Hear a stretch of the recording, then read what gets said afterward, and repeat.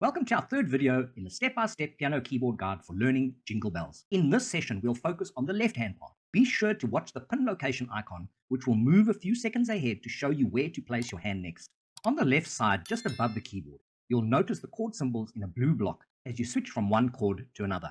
And once again, remember the importance of using the exact finger numbers shown in the sheet music and on the animated keyboard. To help you with the correct finger placement, the hand tool below the keyboard will highlight the fingers for each note and chord in blue for the left-hand notes. You'll also see the finger numbers displayed above the hand tool and each note on the keyboard. And remember, if you need to play at a slower pace while practicing the left hand, you can adjust the playback speed of the video. Always make sure that your hand is placed on the correct starting position before you press play. Let's get started.